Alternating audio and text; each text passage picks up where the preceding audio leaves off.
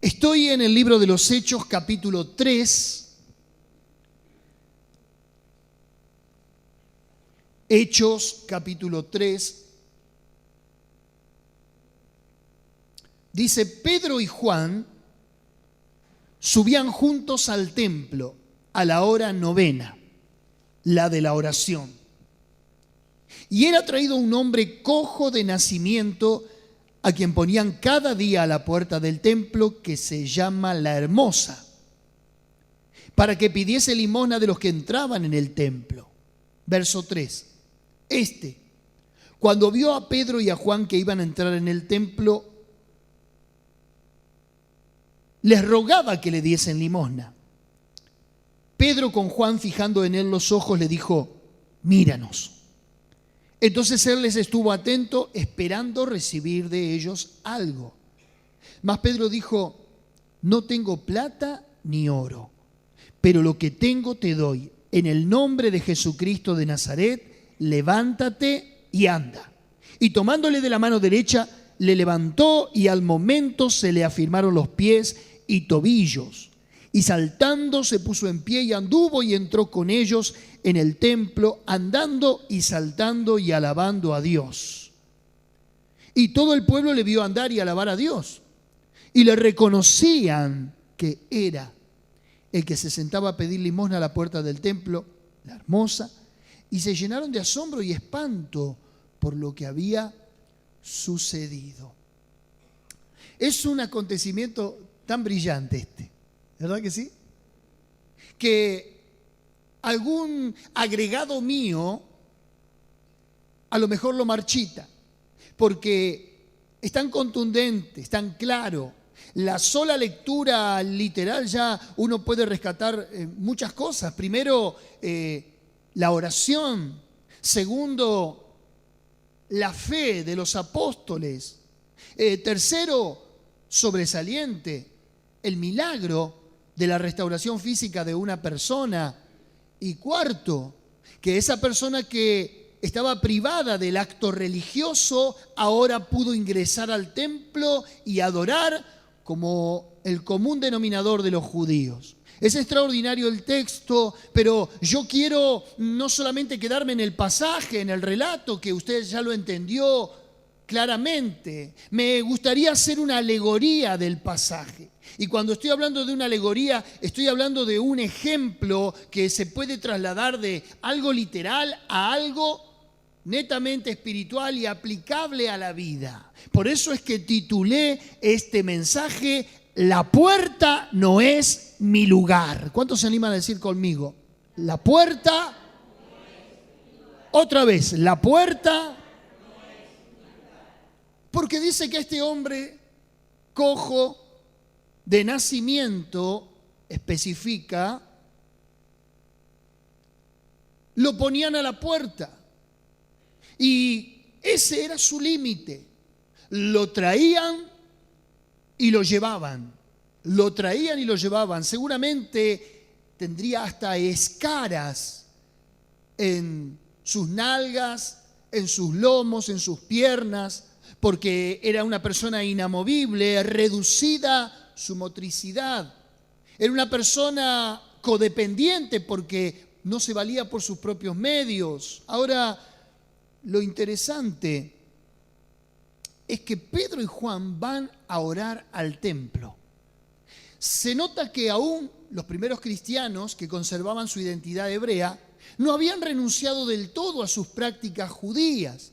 Así que ellos conservaban, a más de seguir ahora en la nueva doctrina del reino de Dios, del Evangelio, seguían cumpliendo con sus rituales judíos. No es eso lo que estoy señalando como algo que esté mal. Simplemente estoy diciendo que a la hora novena era una hora muy particular para los judíos. Según Daniel capítulo 9, la hora novena era la hora del sacrificio. Pero también la hora novena fue en la que nuestro Señor Jesucristo expiró y entregó su espíritu al Padre. Dice que desde las 12 del mediodía, la hora sexta, hasta la hora novena, se cubrió de tinieblas el cielo, la tierra tembló y dice la Biblia que fueron esas 3 horas de agonía para Jesús, de la hora sexta hasta la hora novena en que Él murió. Y hay que reconocer que en esas horas es donde el templo rasgó su velo, es donde muchos que habían muerto resucitaron en esa misma hora. Fue la hora más oscura de la historia, fue el episodio más lúgubre de la humanidad. Pero hay que reconocer que a partir de esa hora novena algo cambió en la historia del mundo para bien. ¿Cuántos dicen amén? No era cualquier hora la hora novena. Para este cojo, para este hombre paralítico de nacimiento, ese era un día más donde mendigaba, donde pedía, pero jamás se iba a imaginar que a las 3 de la tarde de un día común y corriente, su realidad y su oscuridad ahora iban a ser un eterno sol que alumbre para su vida. Decirle al que está al lado tuyo, hay una hora novena para vos, donde se termina la oscuridad. Y dele un fuerte aplauso a Jesús por esta palabra.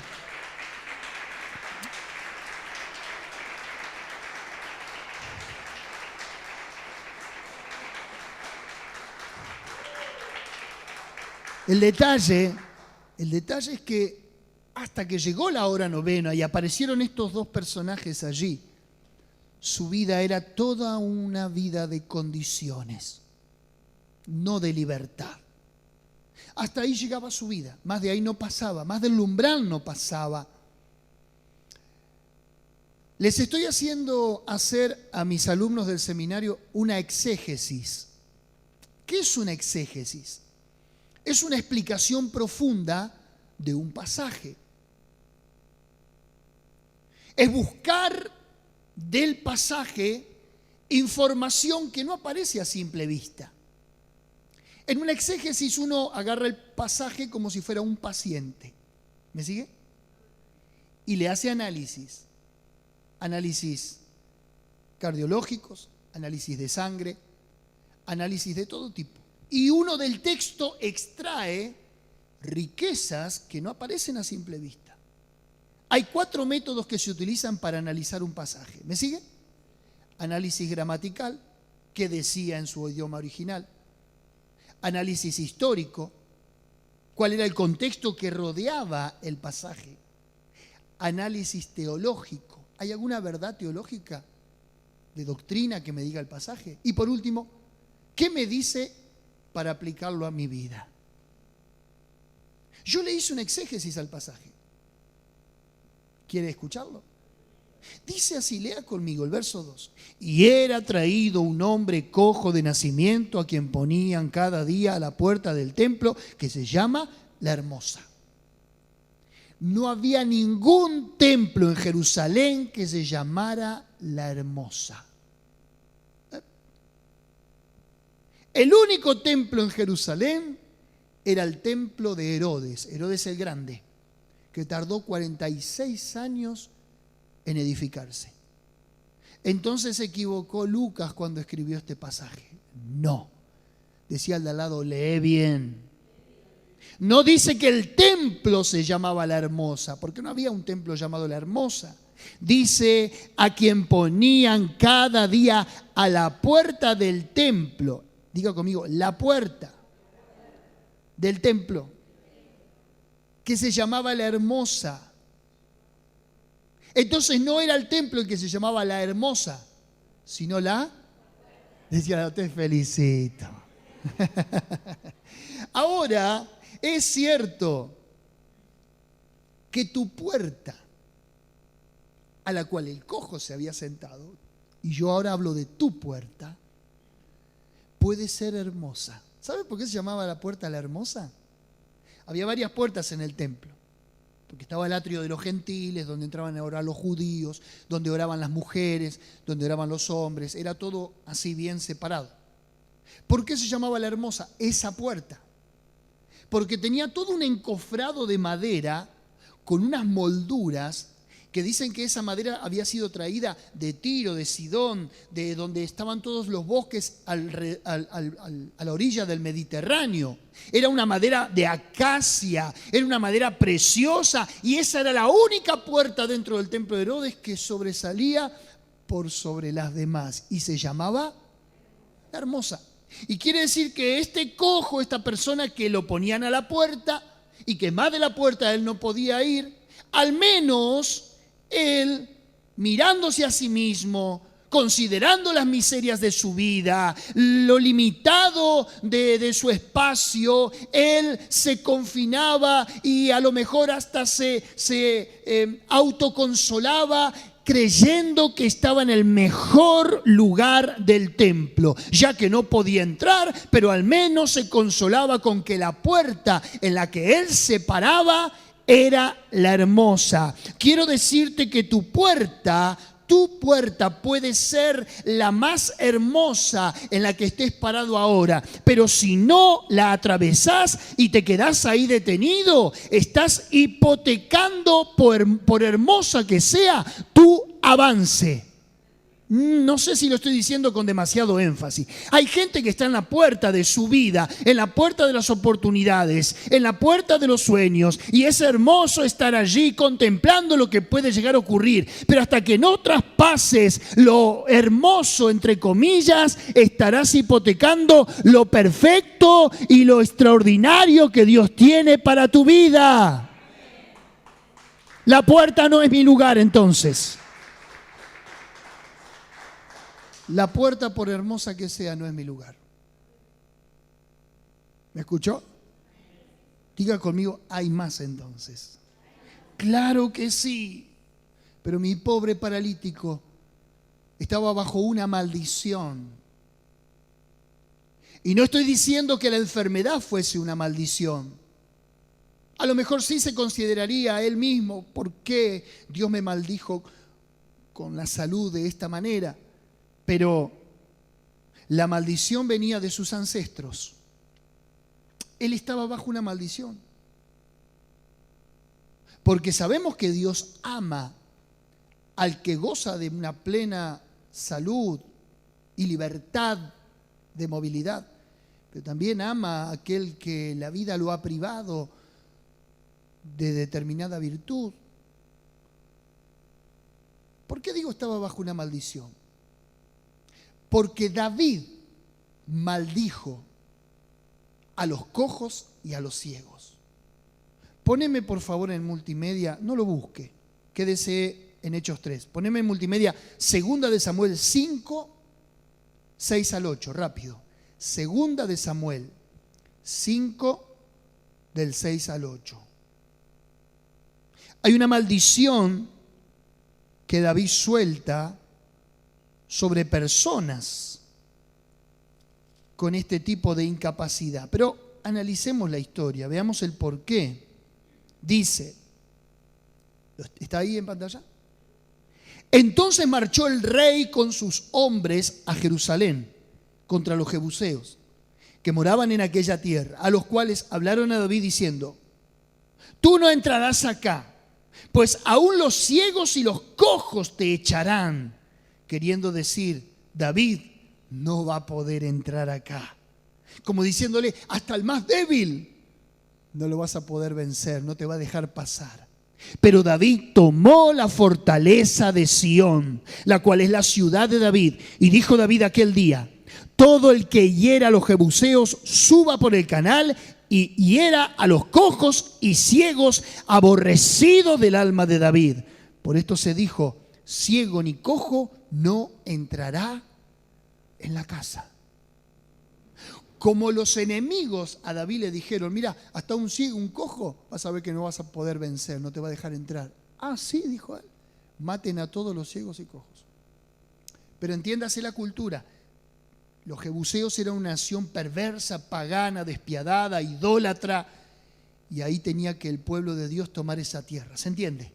Ahora, lo que sí yo entiendo es que un David bajo la ley maldice, pero el descendiente de David, el hijo de David, Jesucristo, el mismo David, pero bajo la gracia, te quita la maldición y te da una bendición para que puedas avanzar hacia la casa y hacia el propósito de Dios. Espiritualmente está hablando de un ciego una persona que está en tinieblas, una persona que sin visión espiritual no puede encontrar a Dios. Cuando nos referimos a un cojo, también estamos usando una figura. El cojo es el inconstante en la gracia de Dios. Aquella persona que un día cree y que un día no cree, que un día está con Dios y que al otro día se aparta. Estoy diciendo una persona que es inconstante en sus caminos, que hoy lo tenés buscando a Dios y que mañana lo tenés renegando de Dios. Ese es el cojo espiritual. Esa es la persona que cojea en el camino de Dios, que claudica y que tiene un pie adentro y un pie afuera. Este pobre hombre de Hechos capítulo 3 al que me estoy refiriendo era realmente una persona que necesitaba un milagro. Él no era cojo porque era inconstante en su vida. Él no era una persona que había renegado de Dios. Nació así. Pero necesitó un milagro para atravesar el umbral y ser igual al resto, para adorar y buscar a Dios. Si estás ciego o apartado, hoy se rompe tu maldición para que puedas traspasar esa puerta. Repita conmigo otra vez: la puerta no es mi lugar.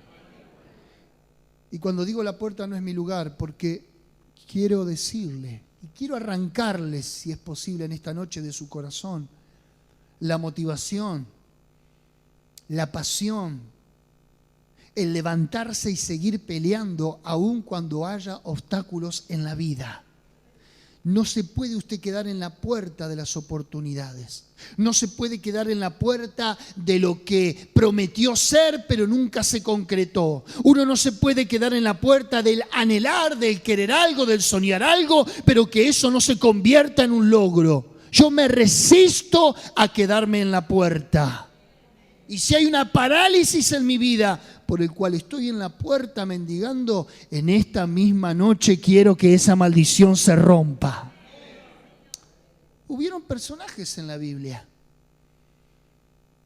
que casualmente se quedaron en la puerta de la vida y no avanzaron. El primero está en 1 Samuel capítulo 4, verso 14. 1 Samuel 4:14, yo se lo voy a leer y usted me va a seguir allí en la pantalla.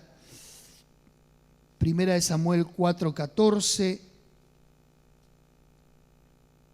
al 18 dice: cuando Elí oyó el estruendo de gritería, dijo: ¿qué estruendo de alboroto es este?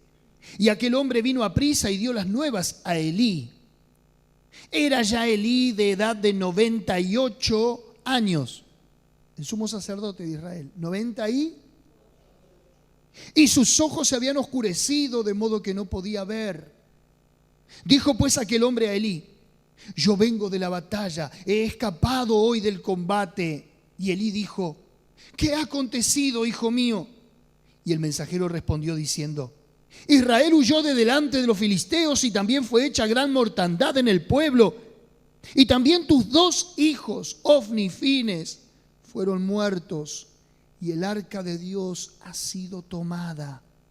Y aconteció que cuando él hizo mención del arca de Dios, Elí cayó hacia atrás de la silla al lado de la puerta y se desnucó y murió, porque era hombre viejo y pesado y había juzgado a Israel 40 años. Este sacerdote se caracterizó a lo largo de 1 de Samuel capítulo 1 al verso 4, donde muere por la negligencia espiritual. Cuando hablamos de Elí, sumo sacerdote, que fue en el tiempo donde se levantó Samuel, ¿se acuerda? El niño que lo llevaron al templo. Este Elí se caracterizó en su vida por su negligencia espiritual, por no amonestar a sus hijos cuando violaban las leyes de Dios, cuando profanaban el tabernáculo comiendo de los sacrificios. Este Elí es el prototipo del ministro que es ciego espiritualmente. Es el prototipo del ministro o el pastor o el sacerdote que es transigente con el pecado, liviano con la reprensión, que aún su propia vida es disciplinada. Personas de esta calaña o de esta categoría son las que quedan en la puerta y son las que frente a la primera novedad de la crisis tienen la inoperancia para resolverla y se desnucan en la puerta. Diga conmigo, la puerta no es mi lugar. No quiero ser como Elí, que murió en la puerta. ¿Y sabe cuánta gente hay, espiritualmente hablando, que muere en la puerta y que no atraviesa los umbrales espirituales para seguir creyendo? Segunda de Reyes, capítulo 7, verso 1. Hay otra persona que la puerta le jugó una mala pasada. Oh, mire, hoy no va a querer ni pasar por la puerta. Cuando termine el culto va a decir, ¿puedo salir por la ventana? O digo por las dudas. ¿Me sigue? Segunda de Reyes 7, 1. ¿Está entendiendo la alegoría, verdad que sí? Dijo entonces Eliseo, oíd palabra de Jehová. Y dijo así, mañana a estas horas valdrá el seah de flor de harina un siclo y 2 seah de cebada un siclo a la puerta de Samaria.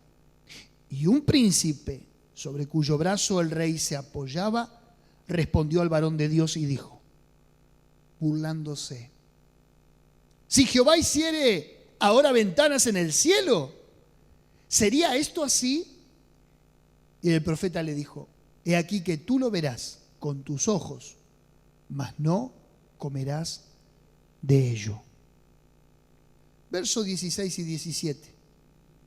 Así que te burlaste de la palabra de fe que dio un hombre de Dios. Verso 16. Entonces el pueblo salió y saqueó el campamento de los sirios, y fue vendido un seah de flor de harina por un siclo y 2 seah de cebada por un siclo, conforme a la palabra que dio Eliseo. Y el rey puso a la puerta a aquel príncipe sobre cuyo brazo él se apoyaba, y lo atropelló el pueblo a la entrada y murió, conforme lo había dicho el varón de Dios. La puerta de la incredulidad. Dijimos que Elí se desnucó en la puerta de la negligencia. Pero este príncipe murió por la incredulidad. En otras palabras, los que se quedan en la puerta son atropellados. Se los llevan puestos los que vienen atrás. Último ejemplo, Nehemías, capítulo 13, verso 16.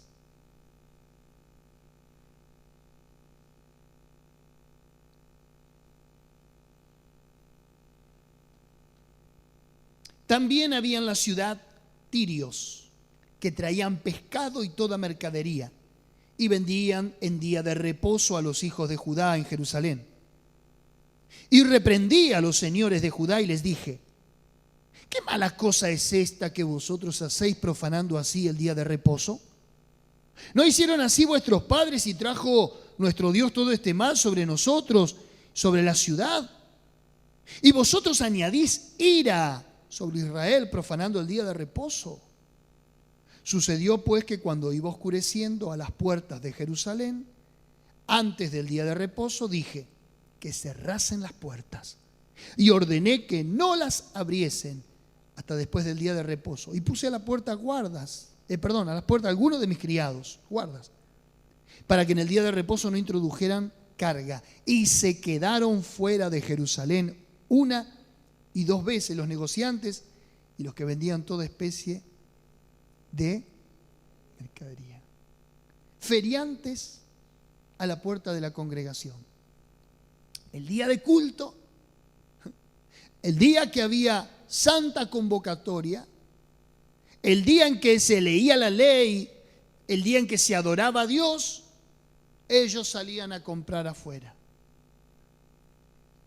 Hay un día señalado para hacer todas estas cosas. 6 días tenían. Justo el 7º día tenían que priorizar su necesidad por sobre las cosas de Dios Y encima pretendían que las puertas le quedaran abiertas para ellos entrar y salir a su antojo. Nehemías le dijo: no, señores, el que no entra a tiempo se queda afuera. Otra alegoría: no entrás a tiempo, te quedás afuera. Si para vos tiene más prioridad lo del mundo, si para vos tiene más prioridad los apetitos de la carne, si para vos tiene más prioridad el placer momentáneo de esta vida, y si para vos te da lo mismo entrar, salir, pero sí, eso sí, que la puerta te quede abierta, no, señores, habrá criados que velarán a las puertas y te las cerrarán en la nariz. Decía de al lado: me parece que esto vino para vos. Ahora, diga conmigo: la puerta no es mi lugar. Pobre Daniel y pobre Sandra que están a la puerta. No van a querer estar más los ujieres ahí. Ahora, cierro con esto. Vamos a mi pobre paralítico que quedó ahí. Lo dejé sentado un rato más. Dice: y era traído, verso 2, un hombre cojo de nacimiento, a quien ponían cada día a la puerta, la hermosa, del templo de Herodes. ¿Está bien? Para que pidiese limosna de los que entraban. Es que el que se queda en la puerta, tristemente vive de los que sí entran por esa puerta. En otras palabras, dependen de, viven de, y no son protagonistas de su propia vida. Viven una vida prestada. Viven una vida codependiente de que otro ore por él, de que otro lo asista, de que otro lo ministre, de que otro lo visite. Y viven a la puerta de las oportunidades, a la puerta de quién me va a bendecir, quién me va a dar, a la puerta de las cosas que se concreten. Viven una vida en la que no pueden llegar a concretar nada. A la puerta de lo que se dé, hablando palabras más, palabras menos. Pero gracias a Dios por Juan y Pedro. Gracias a Dios porque siempre Dios usa a alguien para que te meta de una vez por todas y así poder quebrar tu realidad y tu estigma. Pedro y Juan no tenían nada para darle, pero tenían todo para darle. No tenían nada humanamente hablando. ¿A qué diferencia, no? De cualquiera de nosotros. Pedro fue tan honesto. Seguramente Pedro lo veía siempre con las mismas sandalias, con la misma túnica y con su manto de todos los días. Al igual que Juan. Recuerde que ellos no eran hermanos en la carne. Pedro era hermano de Andrés y Juan hermano de Jacobo. Pero ambos eran pescadores. Unos eran los hijos de Jonás y los otros hijos de Zebedeo. Pero en esta ocasión Pedro y Juan, el más viejo y el más jovencito, iban a orar y no tenían plata. Pero esa no era excusa para ir a orar. Con plata o sin plata se ora igual, decía el de al lado, con plata o sin plata. Dios está igual, ¿verdad? Digo qué diferencia a nosotros porque cuando estamos en crisis, cuando no tenemos trabajo, cuando no tenemos una moneda, encima el pastor pretende que vaya a la iglesia. Estoy arruinado. Y sí. Y ellos le dicen tan contundentemente, verso 6. Y encima el paralítico ahí parado. Dice que estuvo atento esperando recibir de ellos algo. Él quería algo que le resolviera la vida en el momento, el sándwich del día. Pero Pedro tenía algo que le iba a resolver, no una comida, toda una vida por delante. Verso 6. Mas Pedro dijo: no tengo plata ni oro, pero lo que tengo te doy. ¿Y qué era lo que tenía? era algo que no se puede comprar justamente con plata y con oro. En el nombre de Jesucristo de Nazaret, levántate y anda. Y no esperó que él se levante. Tomándole de la mano derecha, le levantó. ¿Se imagina la mano de un pescador? Así. Y grotesco y violento como era Pedro, yo creo que si no lo resolvía la parálisis, lo dejaba sin brazos. Levantó con violencia y al momento se le afirmaron los pies y los tobillos. Y saltando, se puso en pie y anduvo. Pero la alegría de él ahora, mire cuál fue. No importa la limosna si ahora caminaba. Y entró con ellos en el templo andando, saltando y alabando a Dios. Habrá dicho, por fin. Llegó mi momento. Llegó mi hora. Mientras otros estaban en los atrios, él de la puerta escuchaba, porque recuerda la maldición, y los judíos respetaban. Si David dijo, no entrará ciego ni cojo, afuera, a las patadas. Entonces este pobre cojo escuchaba cómo cantaban, y oía la ley, pero de afuera. Viene la reivindicación. Verso 10. Y le reconocían que era, diga conmigo, que era, ya no es. Qué lindo cuando la gente dice, esta era.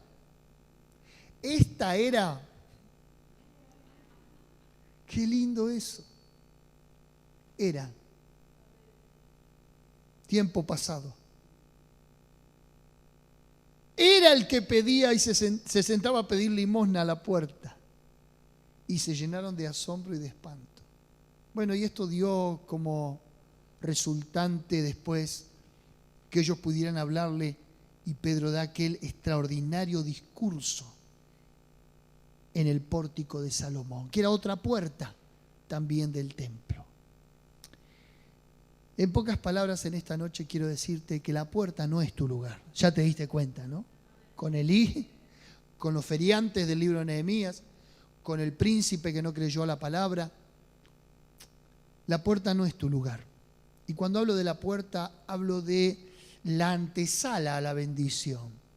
Cuando hablo de la puerta, hablo como el primer acceso a la vida cristiana, a la vida espiritual, al crecimiento, al desarrollo, a la pasión, al visionar para adelante, al tener expectativas, al seguir apostando, a seguir luchando, a seguir trabajando. Los que se quedan en la puerta son los espectadores, pero los que traspasan las puertas son los protagonistas en el reino de los cielos.